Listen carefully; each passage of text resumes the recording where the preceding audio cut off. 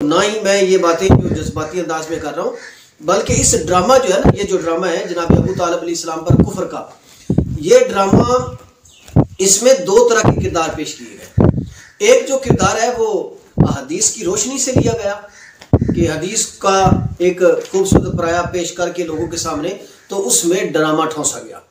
और दूसरा जो है वो कुरान की आयात का सहारा लेकर ये एक ड्रामा रचाया गया। तो आइए इन दोनों किरदारों में, यानी पहले हम कुरान की आयात के जाविये से देखते हैं, फिर उसके बाद अहदीस की बात करते हैं। इस पर अल्हम्दुलिल्लाह सुम्मा अल्हम्दुलिल्लाह मेरी किताब अल कौलुल गालिब फी असबात ईमान अबी तालिब कंप्लीट हो चुकी।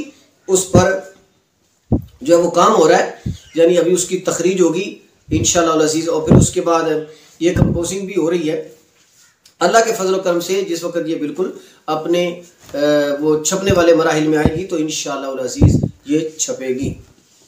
ये किताब 8000 सफ़ात पर मुश्तमिल है अल्हम्दुलिल्लाह।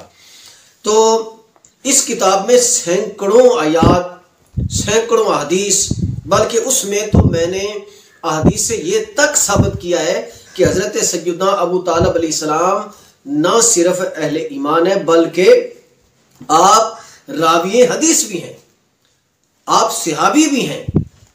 उसमें बाब बांधा है हज़रत अबू तालिब बतौर सहाबी, हज़रत अबू तालिब बतौर रावी ये हदीस, इस तरीके से उनके अफवाह बांधे गए और उस पर दलाइल भी दिए गए, सिर्फ ज़बानी कलामी चिकनी चुपड़ी बातें नहीं की गई। तो आइए हम आयात की तरफ लेते हैं। तो इस पूरे ड्रामे में जो हज़रत सैयदना अबू तालिब अलैहिस्सलाम के कुफ्र के मुतल्लिक़ है, इस ड्रामे में 4 आयतों को ठोंसा गया। उसमें से जो पहली आयत है ये है सूरतुल अनआम की आयत नंबर 26, जिसमें फरमाया बिस्मिल्लाहिर्रहमानिर्रहीम वहुम यनहौना अन्हु व यनऔना अन्हु। इस आयत का तर्जुमा यह है कि कुफारे मक्का ने नबी मुकर्रम सल्लल्लाहु अलैहि वसल्लम से नफरत के लिए कुफार को, अपने साथियों को दूर रखा, जैसा कि कुफारे मक्का नबी से नफरत करते हुए खुद भी इनसे दूर रहते थे और औरों को भी इनसे दूर रखते थे। आप इसका मफहूम समझ गए। तो वहुम यनहौना अन्हु व यनऔना अन्हु, ये वो आयत है जो सूरा अनआम की है और 26 नंबर ये आयत है। इस आयत के शान नज़ूल में तफसीरों में ये लिखा गया कि ये आयत जो है ये हज़रत सैयदना अबू तालिब अलैहिस्सलाम के हक़ में नाज़िल हुई। ये उनके कुफ्र पर एक दलील है। जो ये ड्रामा रचाते हैं अबू तालिब के कुफ्र का, उसमें ये आयत जो है वो बतौर दलील पेश की गई है और इस पर उन्होंने तफसीर के हवाले दिए कि ये देखो ये है। तो इस आयत को जो रिवायत करने वाले हैं वो कौन है, इसके शान नज़ूल को, वो है हज़रत इब्ने अब्बास रज़ी अल्लाह ताला अन्हु। ये हज़रत इब्ने अब्बास, आइए ये थी वो हकीकत जो मैंने आपके सामने पेश की। अब इस आयत पर इल्मी मुहासबा करते हैं। फिर मैं आपके सामने हकाइक रख देता हूँ बिल्कुल गैर जानिबदार राना तौर पर, बिल्कुल ईमानदारी के साथ हकाइक रखता हूँ। जो अहले इल्म हैं वो इस तक आसानी से रसाई पा सकते हैं, और जो इतनी सारी कुतब अपनी लाइब्रेरियों में नहीं रखते या इतने इल्म की रसाई नहीं रखते, तो वो किसी से मुशावरत करके किसी की लाइब्रेरी से इस्तिफादा ले सकते हैं। तो आइए देखिए ये जो आयत है ये कब नाज़िल हुई। ये सूरा हजर के बाद ये आयत नाज़िल हुई है। ये आयत नाज़िल हुई, इसके बारे में तमाम मुहद्दिसीन, मुफक्किरीन और मुफस्सिरीन जो हैं, जो उन्होंने आयात के शान नज़ूल को जानते हैं, जिन्होंने लिख रखा है, तो वो फरमाते हैं कि ये आयत 4 सन्ने नबवी में नाज़िल हुई, यानी 4 सन्ने नबवी के बाद, जब हजूर सर्वे कायनात सल्लल्लाहु अलैहि वसल्लम को ऐलान नबूवत फरमाए हुए 4 साल का अरसा गुजर गया, तो ये आयत यानी सूरा अनाम की आयत नंबर 26 जो है ये नाज़िल हुई। जब ये नाज़िल हुई तो अब इसका शान नज़ूल जो है वो देखिए बयान कब होता है। आयत नाज़िल हो रही है 4 सन्ने नबवी को, और इस आयत के शान नज़ूल के रावी हैं हज़रत इब्ने अब्बास। ये बात आपने ख़ास तौर पे याद रखनी है कि आयत नाज़िल हुई 4 सन्ने नबवी, और इसका शान नज़ूल बयान करने वाले इसके जो रावी हैं वो हैं हज़रत इब्ने अब्बास। अब आयत 4 सन्ने नबवी को नाज़िल हुई है और जो रिवायत करने वाले हैं हज़रत इब्ने अब्बास, ये 4 गुजरा, फिर 5 गुजरा, फिर 6 गुजरा, फिर 7 गुजरा, फिर 8 गुजरा, फिर 9 गुजरा और फिर आया 10 सने नबवी, यानी 6 साल इस आयत के नाज़िल होने के बाद इसका रावी जो है वो शेब अबी तालिब में पैदा हो रहा है। उन्होंने हजरत इब्ने अब्बास रजी अल्लाह ताला उन्होंने अपनी विलादत से 6 साल पहले इस आयत का शान नजूल बयान कर दिया। कमाल हो गया कि नहीं हो गया? अब देखिए, वो 10 सने नबवी को पैदा होते हैं शेब अबी तालिब में, और हिजरत होती है 13 सने नबवी में। उस वक्त 13 सने नबवी में जब हिजरत होती है तो उस वक्त हजरत इब्ने अब्बास रजी अल्लाह तआला अभी माँ का दूध पीते थे, अभी शीरख्वार थे। ठीक है, फिर उसके बाद ये फतह मक्का हुआ 8 हिजरी को।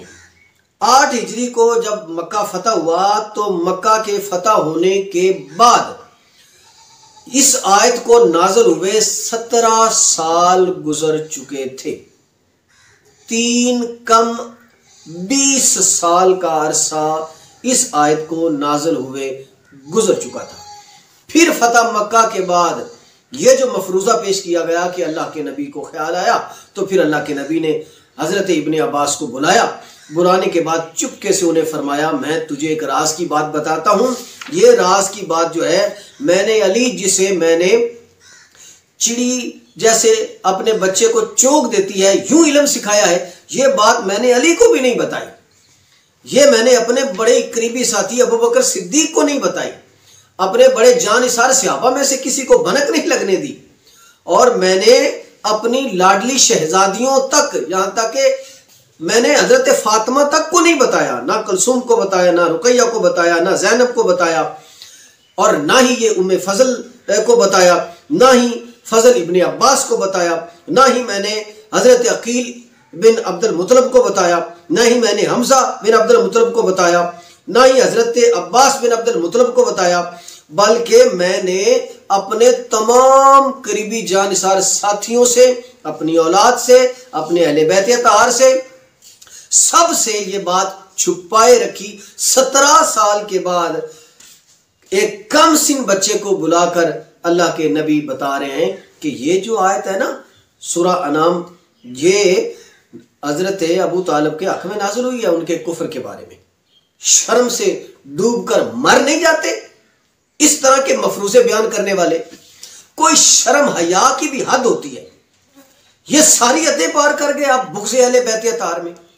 अगर आप ये कहें कि मैं जज्बाती होकर ये कह रहा हूँ कि बुग़्ज़ अहले बैत में तो फिर बड़े बड़े उलमा, अकाबिर उलमा आ जाएंगे, तो बड़े बड़े ऐसे लोग आ जाएंगे जिनको मैं भी सैल्यूट मारता हूँ, तो फिर उनको आप क्या कह रहे हैं? तो मैं, मेरे भाइयों, उन्हें जो है ना वो इस इल्ज़ाम में, बुग़्ज़ अहले बैत के इल्ज़ाम में हरगिज़ नहीं ला रहा, ना ही मैं उन्हें कह रहा हूँ कि वो बुग़्ज़ अहले बैत रखने वाले थे, बल्कि ये है कि जिन्होंने ये मफरूज़े शुरू किए उन्होंने इतने खूबसूरत पराये से ड्रामा शुरू किया कि उस ड्रामे की जद में बड़े बड़े अकाबिर उलमा अपने भोलेपन, अपनी सादगी की वजह से उस ड्रामे में फंस गए, उस ड्रामे का हिस्सा बन गए।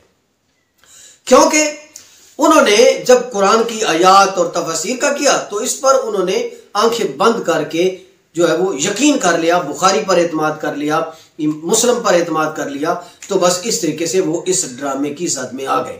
अगर वो कभी इस हकीकत को खोलते, कभी इस पर थोड़ा सा भी गौर करते, तवज्जो करते, तो फिल फौर उन पर यह सब कुछ अया हो जाना था। क्या इसमें तो इन्हें रिसालत नहीं हो रही कि अल्लाह के प्यारे रसूल सल्लल्लाहु अलैहि वसल्लम ने 17 साल तक एक आयत के शान नुज़ूल को छुपाए रखा? तो हकायक को छुपाना, आयात को छुपाना, जितनी भी आयतें नाज़िल हुई ना, अल्लाह के नबी सल्लल्लाहु अलैहि वसल्लम, इधर वाक़या रूनुमा हुआ और उधर आयत नाज़िल होगी, इधर वाक़या रूनुमा हुआ उधर आयत नाज़िल होगी, फौरन बयान हो जाता। मगर ये जब बारी आती है ना अबू तालिब की, तो 17 साल जो है वो उस हकायक को बयान नहीं किया जाता, बाद में बयान किया जाता है। तो अल्लाह के बंदों, कुछ खुदा का खौफ करो, कुछ तो दयानतदारी से काम लो, कुछ तो हकायक को जो है वो अपने सामने देखकर भी आंखें मूंद रहे हो।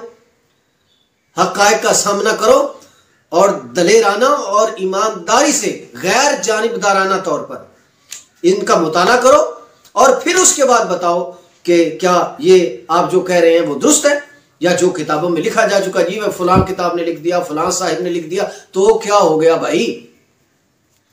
हमने कलमा किसी साहिब का नहीं पढ़ा, हमने कलमा इमामुल अंबिया खातमुन नबीयीन हजरत मुहम्मद रसूलुल्लाह सल्लल्लाहु अलैहि वसल्लम का पढ़ा है। हम ईमान अल्लाह उसके रसूल पर रखते हैं,